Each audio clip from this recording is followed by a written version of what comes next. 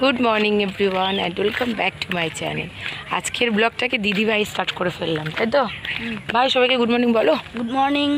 হ্যাঁ, এখন আমরা কোথায় একটু তুমি বলে দাও তো। আমরা এখন লক গেট যাচ্ছি। আমরা এখন লক গেট যাচ্ছি না, আদৌ আমরা লক গেট যাচ্ছি না, আমরা লক গেটের দিকে একটু হাঁটতে বেরিয়েছি। সকালে ঘুম থেকে উঠেই চারজনে বেরিয়ে পড়েছি। এই যে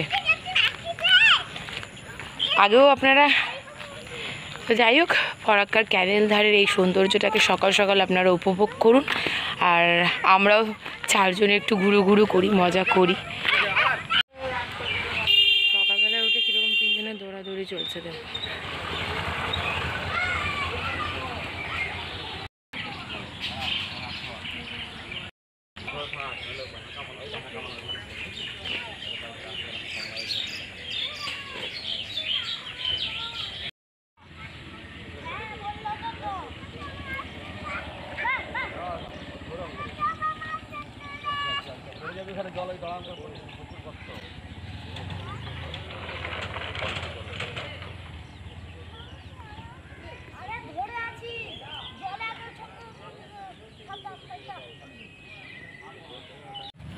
এখন কদম ফুল পাড়া চলছে ভাইয়ের জন্য, বেটুর জন্য।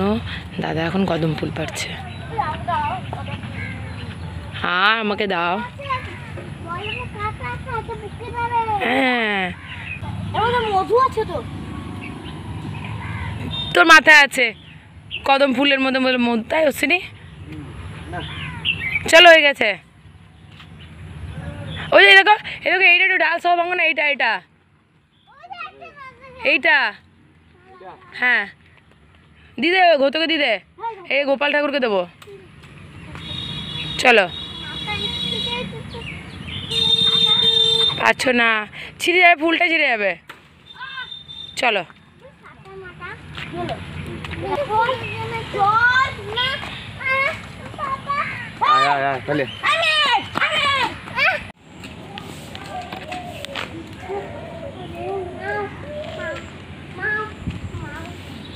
বাড়ি এসে গোপালের জন্য কদম ফুল দিয়ে মালা গাঁথাও হয়ে গেল। কেমন লাগছে আমাদের নাটকেট গোপালকে কমেন্ট করে কিন্তু অবশ্যই জানাবেন। আর এদিকে আমরা এখন বসে পড়েছি ব্রেকফাস্ট করতে। আর আজকে ব্রেকফাস্টের মেনুতে রয়েছে লুচি, আলুর তরকারি, মিষ্টি। দিদার হাতের আলুর তরকারিতে না একটা অসাধারণ টেস্ট আছে। শুধু আলুর তরকারি কেন, দিদার হাতে প্রতিটা রান্নায় যেন একটা অন্য রকম স্বাদ রয়েছে। লাঞ্চ করে ওঠার পর এক ফোটাও আজকে রেস্ট হয়নি, কারণ মামা ভাগ্নি চলছিল সারা দুপুর দৌড়াতে। আর এখন বাজছে 5:30। তো আমি ঋষি বাবা আবার যে জলের বোতল আর তার সঙ্গে একটু খাবার দাবার নিয়ে চললাম ক্যানেল পাড়ে ঘুরু ঘুরু করতে। আর তার সঙ্গে কিছু রিলসও বানাবো বলে। আর আমরা ঘুরু ঘুরু করতে যাবো, আর আপনাদেরকে সঙ্গে নিয়ে যাবো না, এটা তো হতে পারে না। তো আপনারাও চলুন আমাদের সঙ্গে। ছোট থেকে যে জায়গায় আপনি বড় হবেন, দেখবেন সেই জায়গার প্রতি একটা ভালোবাসা, একটা টান অন্যরকম থাকে। আর তার সৌন্দর্য যেন আপনার চোখে দ্বিগুণ থেকে 10 গুণ হয়ে যায়। আমার কাছেই বা সেটা কী করে ব্যতিক্রম হবে বলুন? তাই যতবারই আসি ততবারই আপনাদের সঙ্গে ব্লগে এখানকার সব কিছুকে না পারলেও কিছু কিছু জায়গা অবশ্যই শেয়ার করি। আর এই সৌন্দর্যকে যেন আরও বেশি করে আপনাদের কাছে তুলে ধরার চেষ্টা করি।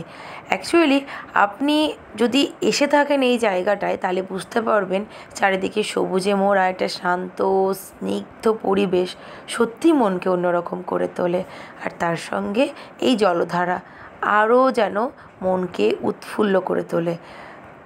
আমাদের অ্যাকচুয়ালি প্ল্যান ছিল যে এদিক দিয়ে লক গেট যাবো, বাট হঠাৎ করে প্ল্যানিংটা চেঞ্জ হলে এবার আমরা যাচ্ছি হচ্ছে গান্ধীঘাট ঘুরতে। তো আগেবার বাড়ি যাব।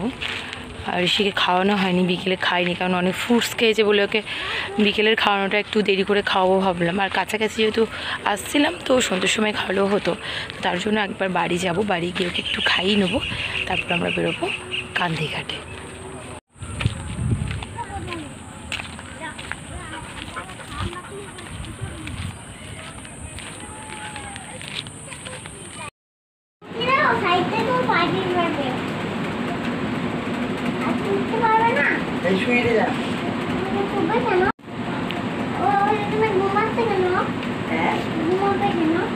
তুই ঘুমাস না? ও ঘুমান নাকি? তুই ঘুমাস কে? ওকে উঠি না, ও এক গোপালকে উঠি দাও। গোপাল এখন ঘুমাবে, ওর জামা তো খুলে দাও। দিয়ে ওর জামা সকালবেলায় উঠবে, উঠে কি হবে? উঠে মুখ ধোবে, মুখ ধুয়ে কোথায় যাবে? মুখ ধোবে দিয়ে গোপালকে খেতে দেবে, দিয়ে গোপাল খাবে। ঘুমাচ্ছে কেন? ও ঘুমাচ্ছে কেন? ও ঘুমাচ্ছে কেন? বাড়ি বসতে হবে? ওকে বাবা কাজ বাড়ি দিতে হবে না? মশাই টাঙিয়ে দেবো, মশাই টাঙিয়ে দেবো গোপালকে। মুখে ঠান্ডা হলে নাচতে পারবে। মশাই টাঙিয়ে দিলাম, মুখে ঠান্ডা হলে মুখে এবার গোপালকে এখানে দিলাম। ঘুমাও গোপাল, ঘুমাও। যখন বদমাশি করবে মারবা। নম কর নাও গোপালকে, না, ঘুমাচ্ছে। তো প্রণাম করো। ওইদিকে তো ঋষি আর ঋষির বড় মার পটর পটর চলছে, আর এইদিকে আমরা বাড়ি আসার সঙ্গে সঙ্গে শুরু হয়ে গেছে বৃষ্টি। গান্ধীঘাটে আজকে মনে হচ্ছে না আর ঘুরতে যাওয়া হবে। তো যাই হোক, আজকের ব্লগটাকে আর লেন্থি করছি না, এখানে এন্ড করছি। দেখা হচ্ছে কালকে নিউ ব্লগের সঙ্গে। সবাই খুব ভালো থাকবেন, সুস্থ থাকবেন। Bye bye.